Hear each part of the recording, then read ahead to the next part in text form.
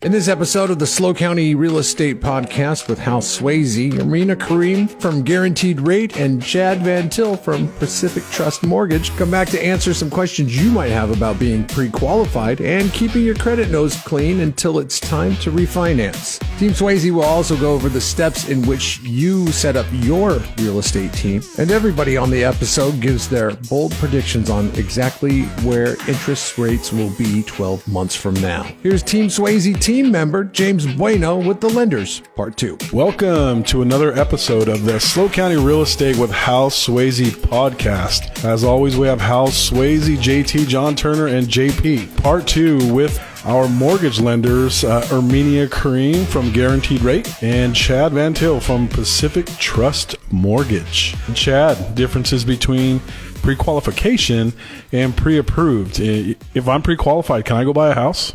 Everybody has a different definition of what a pre-qualification is. For us, pre-qualification is certainly more limited than what a pre-approval is. A pre-qualification is a basic review of your income and your assets and your debt-to-income ratios and your credit that's there. When we're doing a pre-approval, we're doing a deep dive, really factoring what your debt-to-income ratios are based on all of your documentation of your tax returns, your pay stubs, your W-2s, pulling the credit report, reviewing the assets, taking it through an initial underwrite, either through one of the automated systems or even getting it pre-approved by the underwriter itself so that you know that you have a very solid approval going in with your offer. So really then it comes just contingent on the property, which is usually the appraisal and the preliminary title report. And doing that last bit is, really actually getting an advance approval essentially prior to an identified property is, you were referencing as we were getting started about what you're seeing in terms of cash buyers. And of course, for Chad and I working with loan clients, it's difficult to compete with somebody who's coming in with a loan versus somebody who's got cash. The fully, a credit approved file means that a client can go in if they choose and waive their loan contingency. So they're nearly as competitive as cash because they're telling the seller, I've got a loan, minus the fact that I need a purchase contract and an appraisal likely. Yeah, and that is a big deal it makes a huge, it really gives a buyer an advantage. Right. So it's a little more preparation. And what I heard you saying, Chad, pre-qual versus pre-approval is a lot more verification. In our conversations with clients, a lot of the sellers, some of them are worried that the market might fall. Maybe I should sell sooner rather than later. Who knows? A lot of the buyers are worried about the same thing. And what we've noticed is we have seen a 50% increase. I heard from the title company. I looked this up because it seemed like we're seeing a lot more cash buyers from January to June, which means during, we have inflation, right? We're going to call it inflationary times. The smart money does go to real estate. Mm-hmm. So if you've earned enough or saved enough to pay cash for a home in this county, you've probably done some things right when it comes to money. So Chad, today I get in at 5.5%, and next year the rates are at 7%. I'm going to be happy I'm at 5.5%, right? If I get at 5.5% today, and next year or in 2 years the rates drop down to 4%, and I've got $1 million loan, I'm probably going to save a lot of money. It's probably going to be worthwhile to refinance, right? Yes. Yeah. And I just got to say right now that paying cash, so that's un-American. Really? We're a nation of leverage that's here. So come on. Yeah. Why would you do that? Good point. Unless you just have too much. That's right. Yeah. So, Hal, you mentioned something about refinancing. Is any refinancing happening right now? Everybody did it the last 3 years. Yeah, we're seeing very little. The refinance activity has really dropped off. You're seeing still some debt consolidation that may make some sense, some trust equalization, things along those lines, but it's really special purpose, not really to go in and what we call rate and term refinances, which is really just to save on your rate or to shorten your term of the refinance. So they're really more for a special purpose, as I said, a buyout, pulling out cash, things along those lines. And I always like to give perspective, too. I think, as far as I know, we're the only country that I'm aware of where you can get a rate locked for 30 years. Right? Most of it, like Canada and Australia, whatever, Correct. Europe, 5, 10 years. 30 years is like unheard of. right? And then they'll lock it in below the historic average of 7% at 5 or 5.5. I mean, sometimes it's good to get that perspective, it seems like, for our clients. Yeah. So I'm the guy that Hal was talking about. I buying my house today. I lock in a 5.5% rate. The rates go to 7, and I'm thinking I'm pretty smart, right? I'm feeling really good about myself. Now, the other person that Hal was talking about is 2 years from now, the rate goes to 4. What do I need to do between now and then so that when I walk into your office and go, hey, I hear rates are at 4, I'm at 5.5, let's get the refinance process started right now. Let's get it done fast. How do I prepare for that? What would you tell me that I need to do between now and then? It's tough to give you a straight answer, because a lot of it's going to be what's going on in your world right now, right? And so to understand, are you retired? So if you're refinancing, it's largely sitting in the value of your home. So as long as you can carry the mortgage as you go forward, which you've been, it's probably not an issue. For clients who are looking down the road to get into the market or have been in the market and want to re-enter the market, we're trying to give good credit counseling. So that's a very easy piece that has probably the most impact for the average participant in the market to understand what's happening with your credit and your debts that you could be making shifts to ensure you're getting the best lower long-term rate. So can you define good credit counseling for the person on the street? Sure. And so essentially, many third-party vendors, so the third-party vendor that we work with, and I'm sure Chad does as well, they're able to do it. They work with the credit agencies, and they're able to do an assessment about your payment patterns and how much debt you're carrying relative to the amount you're able to be issued. And so they'll look and assess and say, well, if you were paying this one down a little bit further or more consistently paying, or looks like your score is at what we were seeing before, 650, if you make this shift in your education loan, whatever it might be, it's going to make a boost to your credit score of 40 points or 20 points, and it will project out the impact of making changes to your payment patterns. And so that boost in credit will typically have a really strong impact for a borrower down the road. Yeah, as a general rule of thumb, I would say your different price breaks are about every 20 points in FICO score that you improve, you get a little bit of a rate improvement. So you could tell there's a pretty big difference between a 660 and a 740 in your credit score. As I said, every bit about 20 points in your FICO, you just get a slight improvement. So don't go out and do something stupid like buy 3 brand new cars and finance them all and go get a home equity line of credit and run that up and then come into you guys and go, yeah, I'm ready to refinance now. Yep. Keep an eye on your credit score. Know what your debt to income ratios are. And quit betting on the Giants. Come on now. Man, you know how to rub salt in the wounds. And I would guess that paying your mortgage on time would probably be a good start, huh? Most important. Most definitely. So one of the things we talk about with first-time buyers or people getting started is, the process. And it's like, okay, are we just in the exploratory phase? Are we fact-finding, or like we're ready to buy? And, we say there's 3 steps to it. One is kind of identify where you want to buy a house. 2, get with a good lender, assuming they're going to get a loan, unless it's one of those crazy people that pays cash. And then 3, find a real estate agent. And as we listen to you guys speak, and we do this all the time, there's so much more that you know than we know. And it's just amazing, because people assume I know a fair amount, but I know some, but you guys are doing it every day. So just having that specialist, it's probably why you have somebody that is one degree of medicine and orthopedics for fixing your leg, and somebody else is going to work with your spleen, right? And it's just really amazing.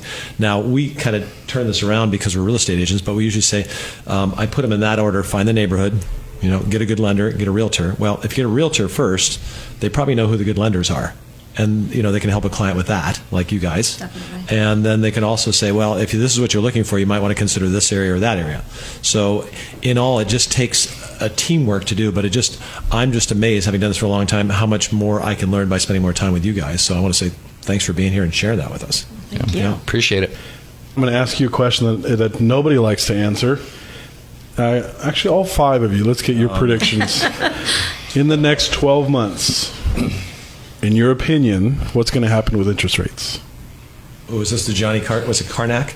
Is that the mind reader? The mind reader, yeah. Well, you're Your dating mind reader. us now. We're the old guys Give me in the room. Well, this is July, first part of July, right? This is July. In the next 12 months. Yeah, next July. What's going to happen? Are we just going to put We're going to number up on and the down table? roller 12 coaster. short. Can we go 18? We're going to do 12. So this is my game, JT. 12 months. Well, Ermina, we'll start with you. All right. Well, I tend to think that we as humans overcorrect. Mortgage rates are tied to control of inflation, and so I believe that in 12 months we are going to be lesser than where we are today, but not dramatically lesser. So I'm going to throw out a number, and I'm going to say 499. You're playing the conservative role. I see. Yeah. I think I'm writing this down, by the way. Okay, perfect. All right. I tend to agree with Ermina. I think we're going to be slightly lower than we are today. I think we'll see a little bit of an overcorrection from the Fed. I think the economy is going to go ahead and slow down. Interest rates should be eased a little bit from there. I think a lot of the big brains out there, as far as the economists, are feeling that we have recently maybe peaked or close to it. We have seen mortgage rates come down a little bit since the Fed raised rates for 3 quarters. Because remember, mortgage rates are tied to mortgage-backed securities, not the short-term discount rate that we're seeing the Fed increase there. Right. So it's more market traded. I think we're seeing some broader belief of that in how you're seeing the secondary market pricing out there. Because typically, as a rule of thumb, we would see when you pay a point, it's usually saves you about 0.25% in interest rate. Okay. Right now, we're seeing a lot bigger spread. So to get a 0-point loan, instead of paying about an additional 1/4 in interest rate, you're paying closer to 0.5% more. So really what that leads us to believe is that the lenders and the investors overall are also believing that the rates that they're putting out today aren't going to be there for the long run. They're not going to have the time on this loan to go ahead and recapture that difference in price that they're paying for a 0-point loan versus one with a discount point. Okay. So I tend to agree with Ermina that I think we've probably peaked, and that in a year from now we're going to see a little bit lower rates. Do you have a number? Oh, yeah. Put me on the spot, though. See how I was dancing around that one? Way to put me on the spot. Hal is actually writing this down. Okay, I'll go 4 3/4. 4 3/4. Oh, not 4.98. No, I was going to go that just so that one other, but I'll take a little bit more of a separation. All right, you're a risk taker. Mr. Pete, you're up. I'll defer to the mortgage experts on for rate. I'm not even going to attempt to go down that road. No.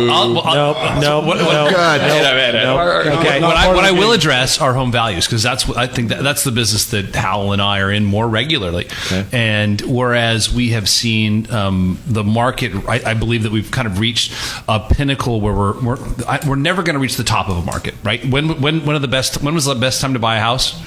Yesterday. Or 30 years ago, or yesterday, right?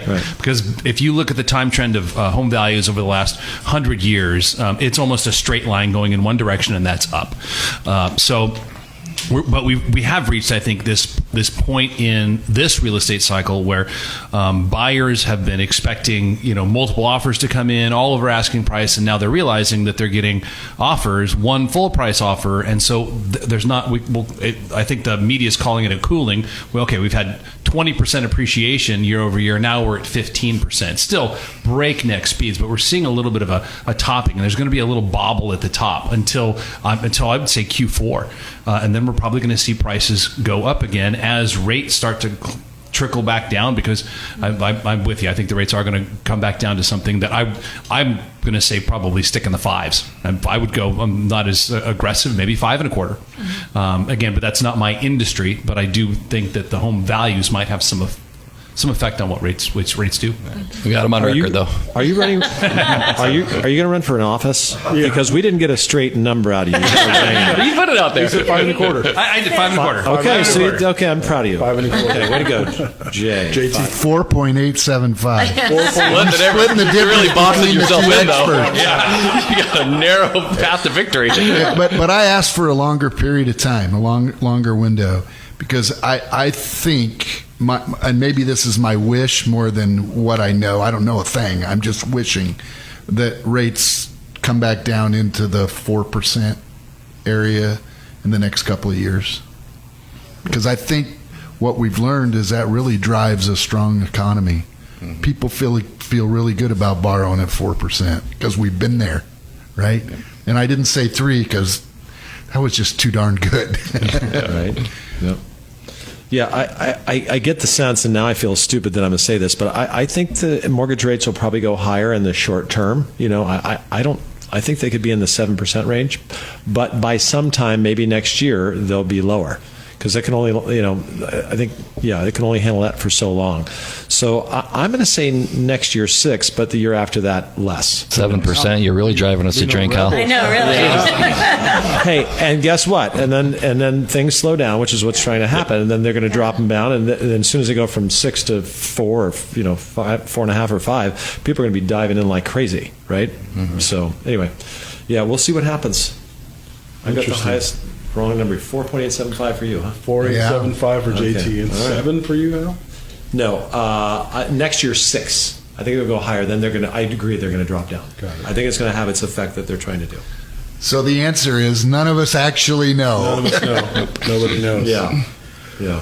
Well, everybody, thank you so much. Chad, Ermina, and the guys. I appreciate you guys being here for the SLO County Real Estate with Hal Sweasey podcast. We really appreciate it. Hopefully we can get you back another time. Did you guys have fun?